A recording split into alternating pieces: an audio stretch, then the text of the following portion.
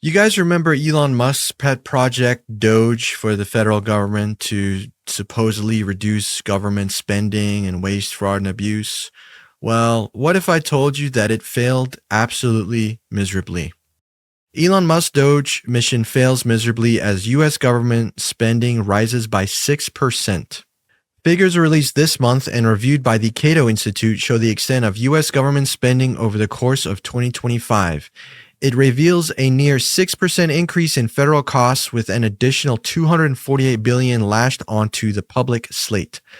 Doge did not reduce spending. The federal government spent $7.6 trillion in the first 11 months of calendar year 2025, approximately $248 billion higher by November of 2025 compared to the same month in 2024. Cumulative spending in every month of 2025 was greater than in every other year. There is no visible structural break in 2025 spending that coincides with Doge's start date. An observer who did not know when Doge started could not identify it. Mike, what do you make of this miserably failed attempt by Elon's Doge project to do what its mission statement was set out to do, which was reduce government spending, reduced waste, fraud, abuse, all this thing. He went on this months-long tirade, ripping up everything. Some of the things they did that I remember, they cut pediatric cancer research. They cut the CFPB, the anti-scam police. They cut nuclear safety officials. I think they cut FAA, air controller salaries and stuff. What do you make of the result of all of that anger and hatred and languish and everything that the U.S. population had to put up with while he was just rummaging through the government, all for seemingly nothing? Yeah, I'm definitely not surprised at all.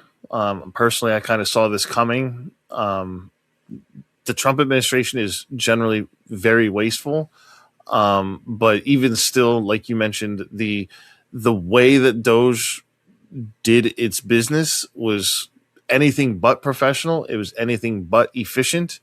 It was very sloppy. It was extremely reckless. And it's funny you mentioned the air traffic controllers. Now, currently, they're desperately trying to hire more. Yet they cut so many back then. So there is a lot of sort of self-fulfilled prophecy, shooting themselves in the foot kind of situation here. That's kind of no surprise to anybody, I would imagine. Maybe it's a surprise to MAGA. I don't know. It's hard to say what surprises them. But with Doge in particular, the fact that federal spending has actually gone up despite Doge is also no secret, because Republicans traditionally, they tend to have terrible economies, even though they sort of spout this economic dogma about, trickle down economics, whatever. And they're very economic minded, because that is one of the big terms with conservatism is you have fiscal conservatism. And there's nothing wrong with trying to save money or, being wise about how you spend money and to cut where you can. And, all of those things make sense. The efficiency part of Doge makes sense. Nobody on the left or the right wants government waste. Nobody wants government fraud. Nobody wants government abuse. So for the concept of Doge, nobody had a problem with, I think. But the execution of it, the way it was handled, it was a disaster, no matter how you look at it. And I think that the fact that the year ends with a 6% increase, I would like to think that would be something where people can sit here and say, look, I told you so. This is what you get, or this is what you voted for. It's just more proof that this administration claims one thing but does another. And you would hope that would break through to people. But unfortunately, I don't know if it will.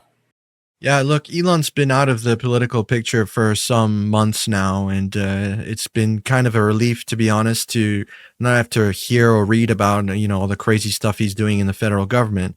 Having said that, we are now and still and will be for the foreseeable future suffering from the cuts and the crazy stuff that him and his little team were doing. And let's not forget his squad of college grads, these young kids that were hired by his team, the Doge team. What are they doing meddling in the Social Security database of our seniors of the federal government of the United States of America? It's the whole thing just felt so rushed and unprofessional and just, willy nilly, like no procedure, no nothing. It just kind of went in there like a bull in a china shop and ransacked the federal government. And the only goal, at least according to them, they failed to achieve. So to me, just what an epic fail. And now Elon's out of the political spotlight, at least for now. He's back at Tesla and SpaceX blowing up rockets, and we'll see. We'll see what happens. I think one of the saddest things to me is, I once admired the man, many years ago, and he was building up EVs and Tesla and doing all these cool things. The self-landing rockets were super cool. I was like, wow, what a great engineer. But the moment he started getting involved in politics, man, what a turnaround event, and like what a disappointment. And honestly, it kind of showed that like someone can be so smart in some ways and so completely ignorant and stupid and dumb in other ways. And his whole turn in politics really just highlights that dichotomy that we can see in a human being. I'm with you there, Emmanuel. I was somebody who also looked up to Elon Musk for a while. I actually thought to myself, wow, he might actually be the next Albert Einstein. He's so smart. He's doing all these great technological advances and whatnot. But for me, I think, and I had heard rumblings, but I always dismissed them just because it's like, wow, look at what he's doing, though. And he's warning about AI. He's talking about automation. Like, this guy gets it. But then he bought Twitter. And I was like, okay. And then he tried to not buy Twitter. He tried to back out, but they forced him to do it because he signed contracts. And then you see how he handled Twitter, and it's like, oh my God, okay, this is a colossal mess. And then as things go further and further, and especially as he starts using Twitter more and more and more, you realize, man, this guy is kind of a moron. And for me personally, I think the lowest point that I've ever had, like, respect completely lost for him was with this whole thing with Path of Exile, the video game. It's a very stupid thing, but he's been bragging for years that he's like a top elite gamer who can do all of these things, and he's one of the best video game players on the planet. Yet he was blatantly caught multiple times, basically cheating by having somebody else play on his account for him, which personally, I understand, look, you're a billionaire. You don't have time to play video games, and you want somebody to do the easy parts, and then you play the late game part or so, whatever.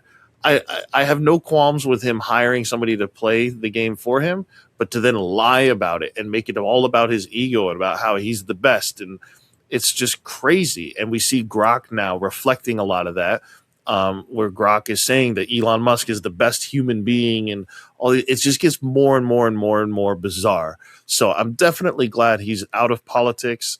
As you mentioned, Emmanuel, Doge set out with goals, and they've pretty much missed all of them. Not only is there the 6% rise at the end of the year, but you also, one, Elon Musk is gone. Like he quit. Two, Doge has been disbanded and pretty much shut down less than a year into existence. And then most importantly, the one thing that they promised, and this sort of speaks to the 6% increase, but at the same time, they promised, we're going to cut $1 trillion. We're going to have $1 trillion in savings, and they couldn't come anywhere close to that. So, and then on top of whatever they saved, the government is still spending more than they're saving anyway. So it's just a mess from start to finish. And I'm definitely glad to see Elon Musk out of politics and back at Tesla, even though personally, my theory is that, the whole purpose behind Doge and why he sort of, paid Trump all this money to get involved. And we saw this based off of Doge's actions, is they went after department after department that he has contracts with that are being contested in court and all these other things. And he's pretty much crippled these departments that were investigating him. So I'm not saying it's necessarily a conspiracy, but there was an obvious conflict of interest. And even when Caroline Levitt was asked about this obvious conflict of interest, she said that Musk will tell us. And we told Musk to excuse himself, but he will tell us when when there's a conflict. And it's just crazy that you expect the fox in the hen house to be the one to keep an eye on himself. So this never works out well. So it's no surprise to me at all when you asked earlier, what do I think about this? And it's no shock at all that this is the outcome of Doge. And personally, given how badly they've kind of screwed our system up, and like you said, Emmanuel, that we're going to be dealing with this for years to come based off of the cuts that they made and how they did things, I'm glad to see it kind of crash and burn.